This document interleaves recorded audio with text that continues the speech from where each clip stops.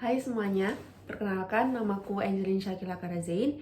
Biasa dipanggil Angel atau Angelin, bebas terserah kalian mau panggil aku apa aja, yang penting cuma dua itu, jangan yang lain.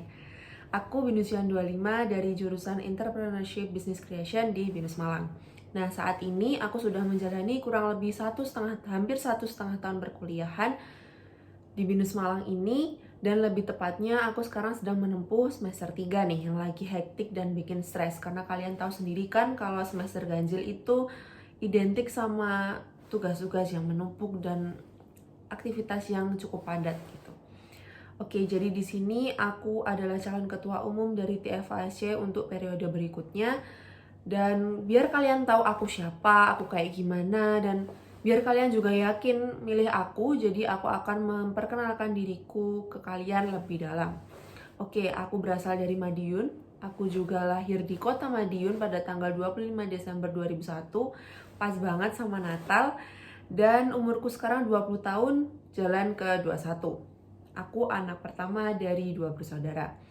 Dan untuk jenjang sebelumnya, aku lulus dari SMA Negeri 2 Madiun di tahun 2020, dan SMA 2 Madiun itu termasuk salah satu SMA yang bisa dibilang favorit ya di kotaku.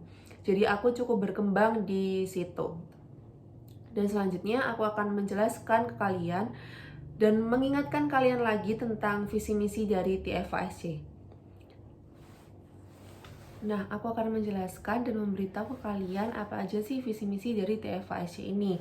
Visi misi dari TFASC ini yaitu menjadi organisasi yang mewadai kegiatan sosial dengan membangkitkan semangat kerelawanan dan memberikan pelayanan kepada masyarakat secara aktif, solid, dan terintegritas. Dan untuk misinya ada volunteering, social awareness, solidarity, dan networking.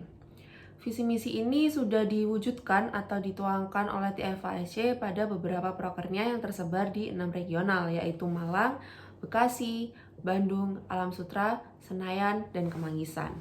Nah, selanjutnya aku akan menjelaskan ke kalian apa aja sih goals dan proker-proker apa aja yang aku tawarkan kepada kalian. Kalian simak di bagian berikutnya.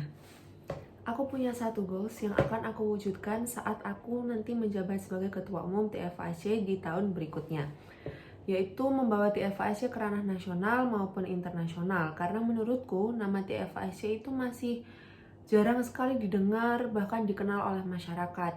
Nah, goals ini bisa kita wujudkan dengan adanya benchmarking, tapi nggak hanya benchmarking dengan institusi luar saja, kita bisa benchmarking dengan institusi-institusi pendidikan yang ada di Indonesia sendiri. Misalkan kita benchmarking dengan UGM ataupun dengan UB.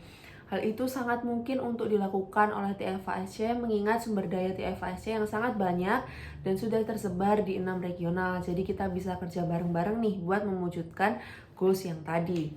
Lalu untuk prokernya, nggak mungkin dong kita nggak senang-senang gitu, nggak mungkin kita itu nggak stres dan butuh kesenangan. Nah, maka dari itu aku kepikiran banget nih untuk mewujudkan proker ini, namanya A Day with TFASC, dimana ini bisa dilakukan di masing-masing regional karena kita nggak mungkin untuk melakukan ini di satu regional aja, mengingat sumber dayanya kita sangat banyak dan terbatasnya jarak dan waktu juga. Jadi kita akan melakukan ini di masing-masing regional. Jadi A Day with TFASC ini konsepnya kurang lebih sama dengan makrab. Kalau kalian tahu makrab yang ada di himpunan lain ataupun di universitas lain, dimana kita nanti akan staycation gitu ya bahasanya sekarang, selama 2 hari 1 malam di villa bersama seluruh pengurus dan aktivis maupun calon aktivis, mungkin bisa juga untuk meningkatkan bonding dan kinerja masing-masing. Karena kalau kita rapat mulu lewat Zoom ataupun rapat offline, itu tuh akan malah bikin stres ya, karena suasananya yang tegang gitu, dan semua di rapat itu akan serius. Nah, beda lagi kalau misalkan kita itu sama-sama gitu ya, tapi suasananya tuh fun gitu. Jadi nanti pada saat menginap di villa itu kita akan melakukan banyak games, dan kita juga membahas kira-kira apa sih proker-proker yang akan dilakukan selanjutnya. Kurang lebih seperti itu teman-teman.